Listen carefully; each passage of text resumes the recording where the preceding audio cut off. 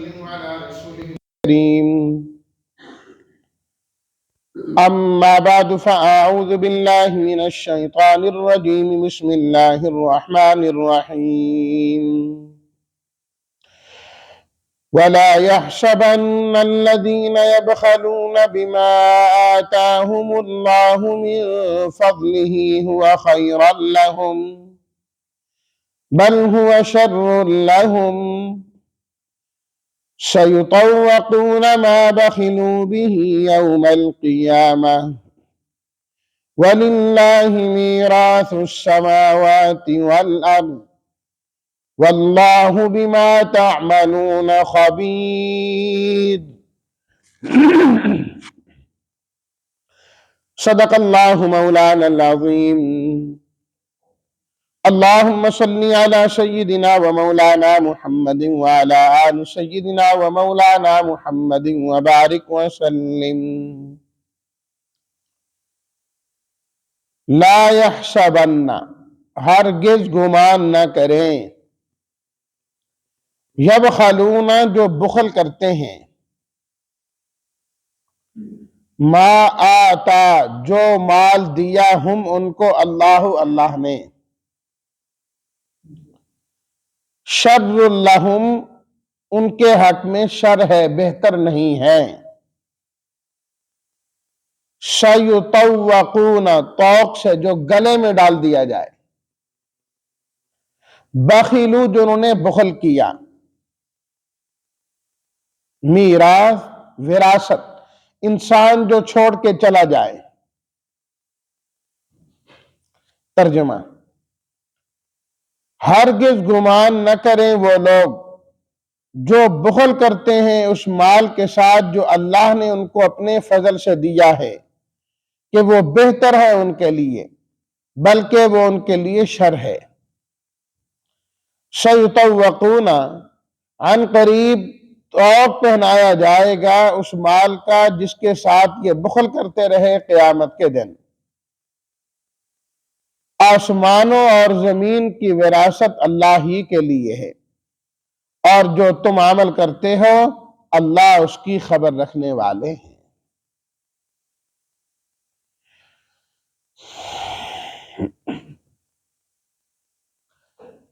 دین کی حفاظت کے لیے جہاد ضروری ہے. جہاد کے بغیر دین کی حفاظت نہیں ہو سکتی. نبی کریم صلی اللہ علیہ وسلم نے ارشاد فرمایا، جس طرح اونٹ کی کوہان ہوتی ہے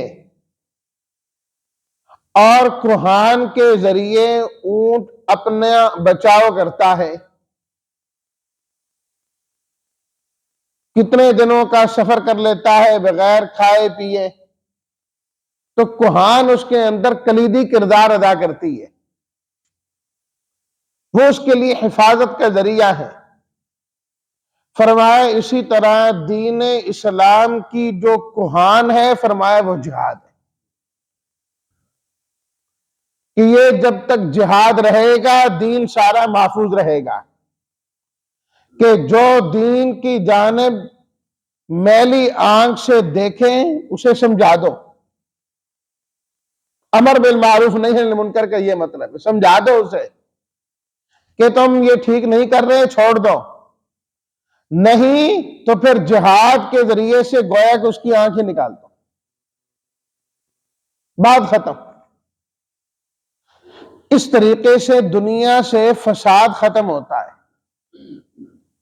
سورہ البقرہ میں ہم پیچھے پڑھ آئے ہیں، اللہ تعالیٰ نے فرمایا کہ اگر یہ جہاد نہ ہوتا، وَلَوْلَا دَفْعُ اللَّهِ النَّاسَ بَعْضَهُمْ بِبَعْضٍ لَفَسَدَتِ الْأَرْضُ، زمین کے اندر فساد ہی فساد ہو جاتا.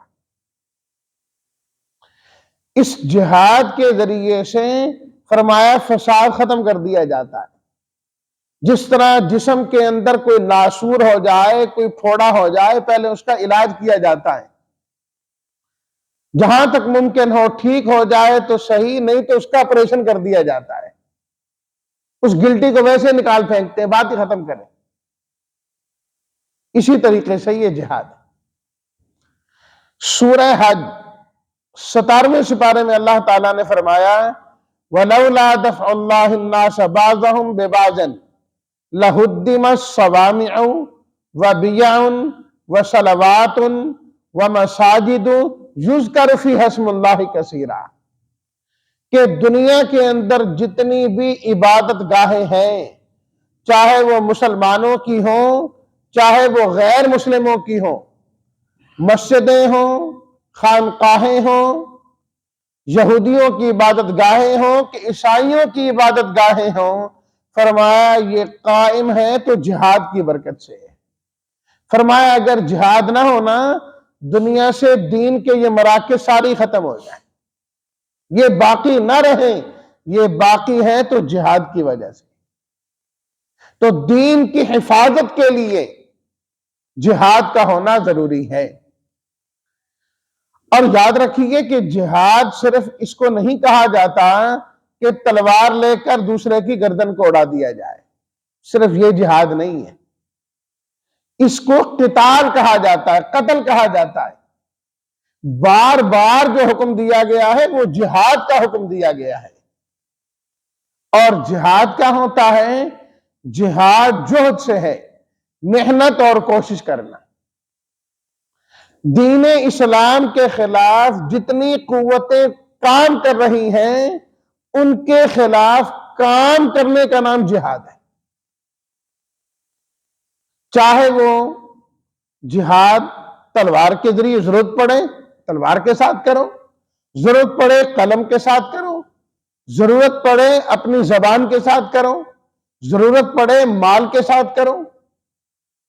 آپ علیہ الصلوۃ والتسلیمات کا ارشاد مبارک ہے جاہد المشرکین باموالکم وانفسکم والسنتکم، فرمایا مشرکوں کے خلاف جہاد کرو باموالکم اپنے مالوں کے ذریعے سے، وانفسکم اپنے جانوں کے ذریعے سے، والسنتکم اپنی زبان کے ذریعے سے۔ یہ سب جہاد ہے، جہاد ہی کے اندر ہیں۔ جہاد بالسیف تلوار کے ذریعے سے جو جہاد ہے یہ اس کا آخری درجہ ہوتا ہے، جس طرح کہ آپریشن بالکل آخری درجہ ہوتا ہے کہ جب اور کچھ نہ ہو سکے تو کہتے ہیں آپریشن ہی ہوگا جی، اس کا اور تو کوئی صورت نہیں، یہ آخری صورت ہے اس کی۔ تو ایمان والے کو ہمیشہ جہاد کا حکم ہے، جس قسم کے جہاد کی ضرورت ہو، جس قسم کے جہاد کی ضرورت ہو، ہر وقت ایمان والا جہاد ہی میں رہتا ہے، جہاد ہی کے اندر رہتا ہے، مسلسل لگا رہے۔ اللہ اکبر۔ سورہ آل عمران کے آخری حصے میں اللہ تعالیٰ نے جہاد کا ذکر فرمایا ہے، جہاد کا ذکر ہے۔ پچھلی آیات میں تفصیل کے ساتھ 3-4 رکوعوں کے اندر جہاد بالسیف تلوار والے جہاد کا ذکر ہوا، غزوہ احد کا۔ اب اس کے بعد اللہ تعالیٰ نے اس آیت میں جو پڑھی گئی اور آئندہ جو آیات آ رہی ہیں اس کے اندر جہاد بالمال کا ذکر کیا ہے، جہاد بالمال کا ذکر کیا ہے کہ اگر اللہ تعالیٰ نے آپ لوگوں میں سے جس جس کو مال دیا ہے وہ مال پر سانپ بن کے نہ بیٹھ جائے، وہ اس مال کے ذریعے سے بھی جنت کمانے والا ہو، اس مال کے ذریعے سے جنت کمانے والا ہو۔ اس مال کو اللہ کی راہ میں خرچ کرے، اللہ کے راستے میں خرچ کرے اور جنت لے لے۔ آپ علیہ الصلوۃ والتسلیمات نے غزوے کے موقع پر اعلان کیا، فرمایا کہ تمہیں چاہیے کہ کچھ خود تیار ہو جاؤ جہاد میں جانے کے لیے، خود جائے آدمی شریک ہو، اور فرمایا کہ جو نہیں جا سکتا وہ دوسرے کو سامان مہیا کر دے، جو چیزیں ضرورت ہیں اپنے مال میں سے اس کو دے دیں۔ فرمایا وَالْأَجْرُ بَيْنَهُمَا، اجر اللہ دونوں ہی کو عطا فرمائیں گے، اجر اللہ دونوں کو، اس جانے والے کو بھی اجر مل جائے گا، تیاری کرانے والے کو بھی اللہ اجر عطا فرما دے گا، اللہ اجر عطا فرما دے گا۔ تو ایک آدمی خود نیکی کا کام کرے یہ تو بہت اچھی بات ہے، اگر خود نہیں کر سکتا تو نیکی کرنے والے کے ساتھ مالی تعاون کر دے، اللہ اجر میں اس کو بھی اس کے ساتھ شریک فرما دے گی۔ ایک آدمی اللہ کے راستے میں جا رہا ہے، اللہ کے راستے میں جا رہا ہے، اس پوری تیاری ہے، یہ خود تو نہیں جا رہا، چلو جانے والے کو سواری مہیا کر دے۔ تو جب اس نے سواری مہیا کر دی تو یہ بھی اجر کے اندر شریک ہو گیا۔ اللہ اکبر۔ ہمارے ایک استاد ہیں، اللہ تعالیٰ ان کی زندگی میں برکت عطا فرمائے، ایک ساتھی جب جانے لگے حج کے لیے تو انہوں نے جوتا لا کے ان کو دیا، جوتا دیا ان کو، کہ میرے پاس جوتا ہے۔ فرمانے لگے میں نے اس لیے نہیں دیا کہ آپ کے پاس جوتا نہیں ہے، جوتا آپ کے پاس ہے، آپ یہ پہن کر جائیں گے تو گویا کہ یہ پاؤں کی سواری ہوگی، ثواب میں بھی شریک ہو جاؤں گا، میرا بھی فائدہ ہو جائے گا۔ آپ نے جوتا تو استعمال کرنا ہی ہے کوئی نہ کوئی، آپ حج پر جا رہے ہیں، اپنے پیسوں سے جا رہے ہیں، آپ نے سارا اپنا پیسہ خرچ کیا ہے، اگر ہمارا ہدیہ کیا ہوا جوتا بھی آپ پہن کے چلے جائیں گے تو جتنے قدم اٹھتے رہیں گے ہر قدم میں کوئی نہ کوئی نیکی ہمیں بھی ملتی رہے گی۔ تو یہ ہوتی ہے سوچ۔ تو صرف یہ نہیں کہ جوتی ہی دے، مطلب کوئی نہ کوئی اس کے ساتھ ایسا تعاون کر دے، یہ نہیں کہ ضرورت مند سمجھ کر، تو کیا ہے آدمی اس ثواب کے اندر شریک ہو جاتا ہے، اللہ اس کو بھی عطا فرما دیتے۔ پہلے بھی غالباً میں نے ترمذی شریف کی روایت سنائی تھی کہ آپ علیہ الصلوۃ والتسلیمات نے فرمایا قیامت کے دن ایک شخص کے لیے فیصلہ ہو جائے گا، جا تو جہنم میں چلا جا۔ اب وہ جا رہا ہے، اللہ کا حکم ہے، جنتیوں کی صفوں کے پاس سے گزرے گا تو ایک آدمی کھڑا ہوگا صف میں، ہاں جی تو کہے میں تو جنت میں جا رہا ہوں، یہ جنتیوں کی صف ہے۔ اچھا تو یاد کر میں نے تجھے ایک دن پانی کا گھونٹ پلایا تھا فلاں موقع پر، وہ کہے گا ہاں ہاں بالکل بالکل پانی پلایا تھا تو نے مجھے، وہ اللہ سے سفارش کرے گا پروردگار اس کا میرے اوپر احسان ہے، اس نے پانی کا مجھے ایک گھونٹ پلا دیا تھا، اللہ تعالیٰ فرمائیں گے جا اپنے ساتھ اس کو بھی جنت میں لے جا۔ تو انسان کو اگر اللہ تعالیٰ عطا فرمائے، اللہ تعالیٰ عطا فرمائے تو اس مال کو خرچ کرنا یہ بھی جہاد ہے، یہ بھی جہاد ہے۔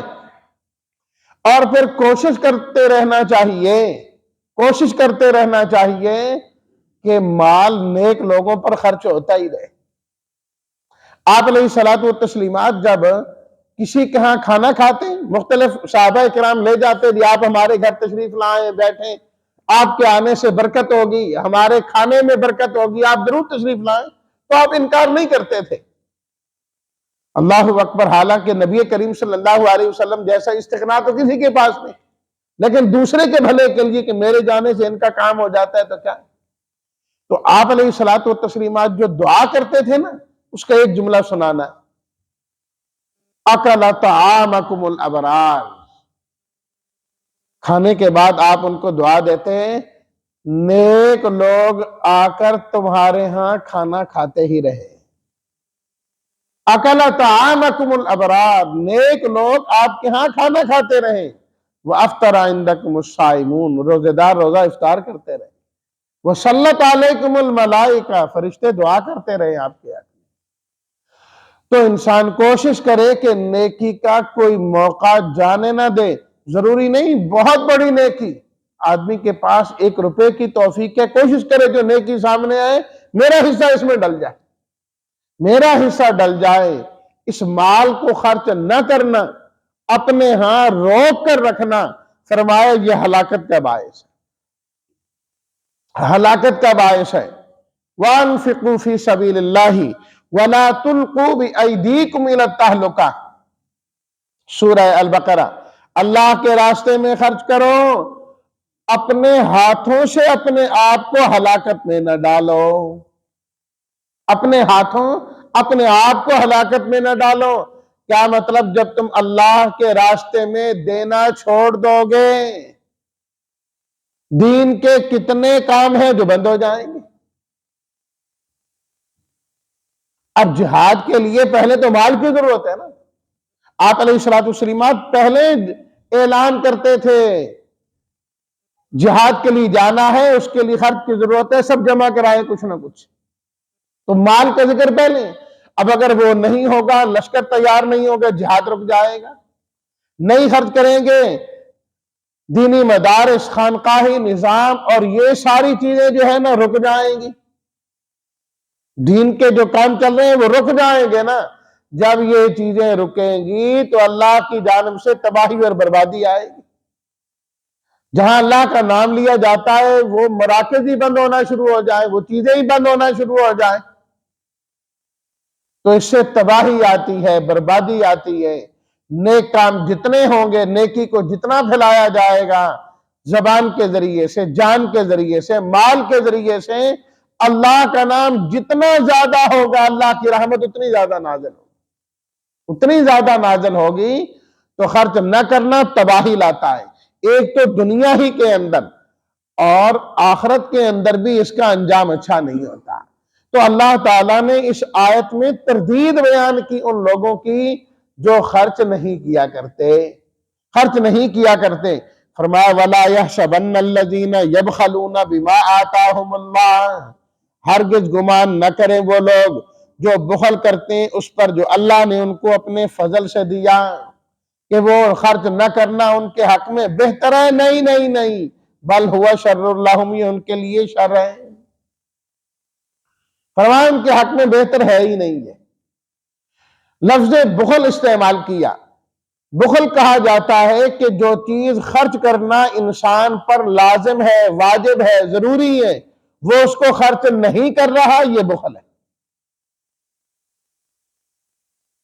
جو لازم ہے، باقی بہتر تو یہ ہے کہ انسان ویسے بھی ہاتھ کا کھلا ہو، کہ جہاں اس پر خرچ کرنا لازم نہیں بھی ہے پھر بھی کوشش کرے دیتا رہے۔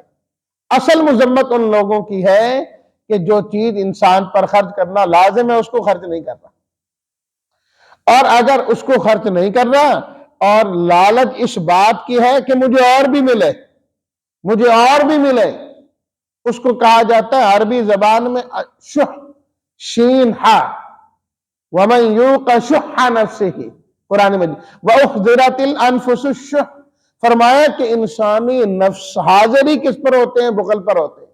ان کا یہ کہ اور مل جائے، اور مل جائے، اور مل جائے۔ فرمایا اس میں کامیابی کوئی نہیں۔ وَمَن يُوقَ شُحَّ نَفْسِهِ، جو بخل سے بچ گیا فَأُولَئِكَ هُمُ الْمُفْلِحُونَ، وہ کامیاب ہوگا۔ بخیل کبھی کامیاب نہیں ہوتا، بخیل کامیاب نہیں ہوتا، جو وہ مال روک کر رکھ رہا ہے وہ اس کے حق میں کبھی بہتر نہیں۔ اور پھر اللہ تعالیٰ نے فرمایا بما آتاہم اللہ، یہ تمہارا اپنا تھوڑا ہے کہ تم ماں کے پیٹ سے جب آئے تو اپنے ساتھ مال لیے پھرتے تھے۔ آتاہم اللہ، تمہیں اللہ نے دیا ہے، اللہ نے دیا ہے۔ کنگال خالی ہاتھ بندہ دنیا میں آتا ہے، خالی ہاتھ دنیا سے جاتا ہے۔ فرمایا اگر اللہ تعالیٰ نے تمہیں چند روپے دے دیے، اکڑ کس بات کی؟ جو اللہ دینا جانتا ہے وہ لینا بھی جانتا ہے۔